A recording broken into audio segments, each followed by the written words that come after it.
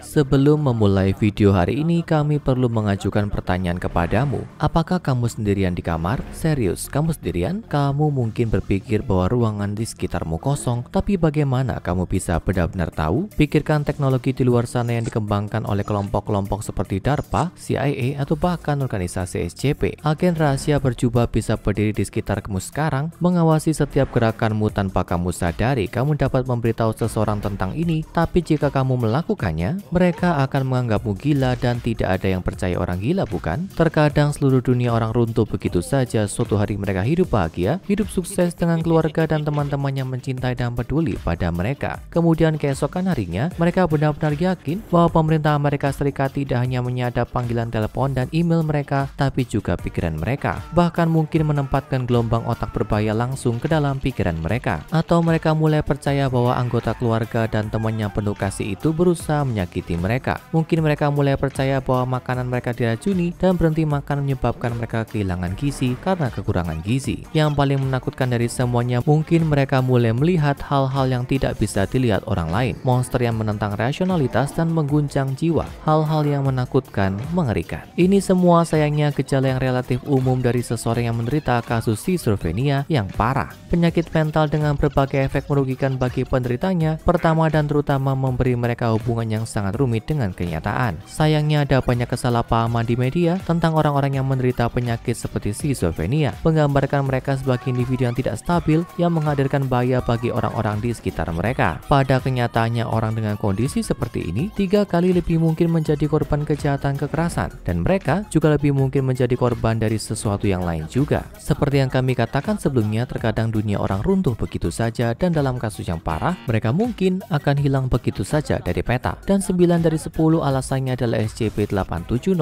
mungkin ada monster. Ini pengalaman Katrina Wayne. Dia adalah seorang pekerja kantoran di Tallahassee, Florida dengan kasus schizophrenia ringan yang tidak terdiagnosis. Sebagian besar dia dapat bekerja dengan baik di pekerjaannya, menyelesaikan pekerjaannya pada tingkat yang memuaskan sambil juga mempertahankan kehidupan sosial yang layak setelah jam kerja. Itu mengejutkan semua orang ketika dia mulai memakik ngeri di tengah kantor. Dia memundurkan dirinya ke dinding, mengambil benda-benda di dekatnya dan melemparkannya ke lorong pada musuh yang tak terlihat. Dan ini bukan metafora, benar-benar ada musuh tak terlihat yang bergerak ke arahnya dan hanya dia yang bisa benar-benar melihatnya. Melihat tubuh besar bersisik dari aligator dewasa dari Florida Everglades bergerak ke arahmu akan cukup menakutkan dengan sendirinya. Tapi ini bukan buaya biasa. Kepala reptilnya yang panjang memiliki 3 mata, bukan 2, dan itu bergerak ke arahnya dengan 8 kaki laba-laba besar yang diartikulasikan. Itu seperti sesuatu yang keluar dari mimpi buruk. Katrina diberi cuti karena gangguan mental akibat stres dan diberi resep obat antipsikotik oleh psikiater.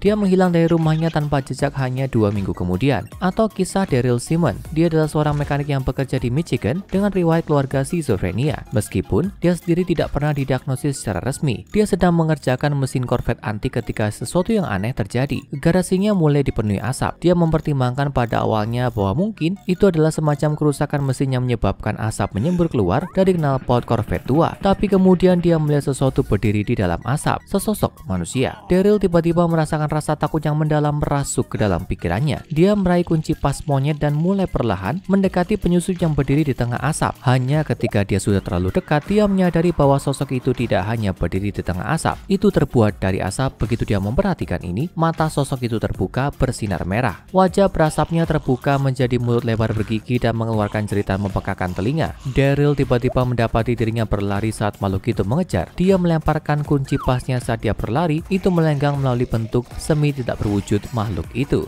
Daryl ditemukan kemudian hari itu meringkuk di sudut garasinya, bergumam tidak jelas. Setelah menemui seorang profesional kesehatan mental dan membagikan kisahnya, dia didiagnosis menderita schizophrenia. Dia diberi campuran terapi bicara dan obat-obatan dan tampaknya membaik seiring waktu. Dia kadang-kadang melaporkan halusinasi pria yang terbuat dari asap, melihatnya dari sudut matanya. Tapi itu diabaikan sebagai tidak lebih dari itu, sebuah halusinasi. Sebulan kemudian dia pergi tidak pernah terlihat lagi. Tapi dia bukan satu-satunya yang menjadi korban anomali. Shirley Nicholson, seorang pensiunan yang gejala schizophrenia berkembang di kemudian hari, mengalami malam yang tenang di rumahnya ketika dia pertama kali menemukan kejadian SCP-870. Dia sedang menonton acara permainan di televisi ketika dia mendengar suara aneh datang dari dapurnya. Suara gemerisik seperti seseorang sedang mengotak-atik makanan di dalam kulkasnya. Tentu saja dia selalu memiliki kecenderungan untuk mendengar sesuatu. Itulah sebabnya dia tidak gugup ketika dia bangun dan berjalan ke dapur. Nalar dari kepercayaan dirinya tidak berakhir panjang. Ketika dia memasuki dapurnya, dia melihat pintu kulkas terbuka dengan bagian belakang yang tampak seperti semut raksasa muncul dari sana. Nafasnya tercekat di tenggorokan. Semut raksasa itu yang sepertinya sedang memakan makanan di dalam kulkasnya tiba-tiba membeku. Sepertinya menyadari bahwa Shirley telah memasuki ruangan. Ketika mundur dari kulkas, Shirley tidak bisa menahan diri untuk tidak berteriak. Alih-alih antena dan mandibula, semut raksasa memiliki wajah manusia yang menyeringai. Saat Shirley berteriak, wajah manusia semut raksasa itu mulai tertawa kegirangan sadis. Rahangnya mulai terbuka sangat lebar, memperlihatkan kegelapan yang tidak pernah berakhir di dalamnya. Shirley berbalik dan berlari saat makhluk itu meluncur ke arahnya dengan kecepatan yang menakutkan. Adrenalin meningkat dan Shirley berlari menyelamatkan nyawanya saat monster itu mengejarnya melewati rumah. Hanya ketika dia berlari ke jalan dan dilihat oleh orang lain dalam kejutan aneh ini, monster semut yang mengerikan itu tampaknya menghilang. Dan beberapa minggu setelah didiagnosis schizophrenia, Shirley Nicholson juga sedihnya menghilang. Sebelum dia menghilang, dia menelpon 911 dengan panik di mana dia berteriak di telepon bahwa monster itu telah kembali. Belum ada penjelasan yang ditemukan, tapi masih ada lebih banyak kasus yang harus diselidiki.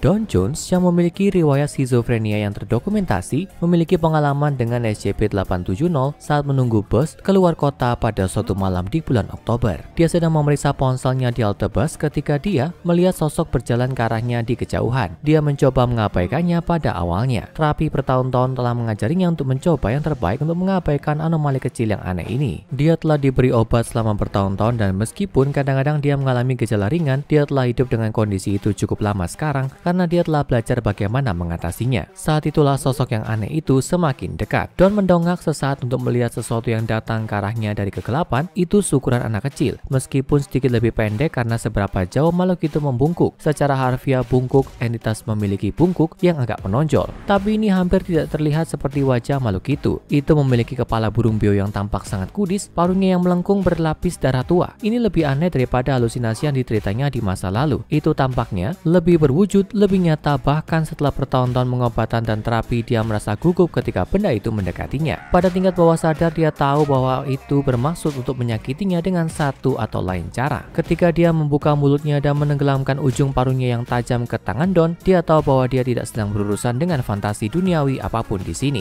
Dia berteriak dan lari ke dalam malam monster itu mengejar. Dia kemudian melaporkan kejadian itu ke polisi, tapi ketakutannya hilang setelah riwayat medisnya terungkap. Semua orang hanya berasumsi pria itu mengalami episode lain dan luka di tangannya disebabkan oleh dirinya sendiri. Tentu saja seperti yang mungkin telah kamu simpulkan pada titik ini, Don Jones yang malang akan menghilang tanpa jejak tidak lama kemudian. Namun kesaksian semakin aneh. Seorang penjaga keamanan gudang, Alex Landry, mengalami kejadian mengerikan saat bekerja. Dia sedang berpatroli setiap malam ketika dia mendengar suara pelan yang aneh datang dari dalam gudang. Dia mengarahkan senternya dan berlari ke dalam setelah meminta bantuan melalui radio. Dia mengira mungkin binatang yang melarikan diri atau penjahat muda yang bermain-main di dalam. Apa yang tidak dia duga adalah pertemuan tatap muka dengan teror murni. Saat pancaran senternya mengarah ke atas gudang, dia melihat monster merangkak di langit-langit. Itu adalah kelabang raksasa sepanjang 15 kaki, tapi bukannya memiliki kaki kelabang yang normal, itu memiliki banyak kedutan genggaman lengan manusia. Dia ditemukan dalam keadaan koma oleh rekannya dan menghabiskan sisa hidupnya yang singkat di fasilitas psikiatri sebelum kamu dapat menebaknya menghilang tanpa jejak. Dan yang paling menggembirakan, kita sampai pada kisah Mr. Holkit yang berakhir sedikit lebih penuh harapan untuknya, tapi melukiskan gambaran suram tentang apa yang terjadi pada orang lain. Mr. Holkit telah bertemu dengan makhluk seperti laba-laba dengan jumlah kaki yang aneh yang segera dia sadari hanya dia yang bisa melihatnya. Selama periode pengamatannya, dia melihat makhluk itu melahap penggaris, yaitu alat pengukur, bukan raja, serta menelan seluruh manusia setelah lama menguntit korbannya tanpa meninggalkan apapun, sama seperti SCP-870 yang telah terjadi pada semua korban mereka yang lain. Ketika monster itu akhirnya datang untuk Holkit, dia sudah siap. Itu berlari melengking ke arahnya dengan terlalu banyak kakinya dan Holkit mengeluarkan pistol dan menembaknya. Organisasi telah memprioritaskan penangkapan atau penghancuran SCP-870. Ini diyakini bukan satu tapi seluruh spesies yang hidup di luar sana, memangsa manusia dan bersembunyi di ruang antara persepsi kita. Bahkan dua orang penderita schizophrenia yang melihat kejadian yang sama akan melaporkan melihat entitas yang sama sekali berbeda. Monster semakin berbahaya karena fakta bahwa penderita skizofrenia parah sering melaporkan halusinasi monster atau entitas aneh sehingga permintaan bantuan mereka sering diabaikan oleh otoritas neurotipikal. Neurotipikal artinya mereka yang tidak mengalami segala bentuk penyakit mental, gangguan kepribadian atau kondisi perkembangan. Orang yang tidak pernah bisa melihat SCP-870 datang sampai mereka sudah ditelan utuh. Peneliti utama pada kasus SCP-870 menindaklanjuti file tentang monster dengan catatan tidak menyenangkan yang meninggalkan sedikit kenyamanan, bahkan bagi kita yang tidak menderita skizofrenia. Catatan berisi, "Saya secara pribadi tidak percaya bahwa penderita skizofrenia benar-benar melihat SCP-870 sepenuhnya. Mereka hanya dapat melihatnya lebih dari kita. Kita tidak melihatnya karena otak kita tidak dibuat untuk melihatnya. Para penderita skizofrenia, otak mereka terhubung sedikit berbeda dan mereka dapat melihatnya sedikit lagi. Benda-benda ini memiliki kamuflase yang sempurna dan kita tidak bisa melihatnya." Untuk kembali ke apa yang kami katakan di awal video ini, lihatlah ke sekeliling ruangan dan jawab pertanyaan kami. Apakah kamu sendirian? Sekarang setidaknya kamu tahu jawaban atas pertanyaan itu mungkin tidak sesederhana kelihatannya. Sekarang tonton monster jahat yang diciptakan oleh organisasi SCP, SCP-2419 orang tertawa dan balas dendam hantu tingkat D, SCP-4973 manusia mati berjalan untuk makhluk aneh yang lebih menakutkan yang akan membuatmu mengintip dari balik bahumu.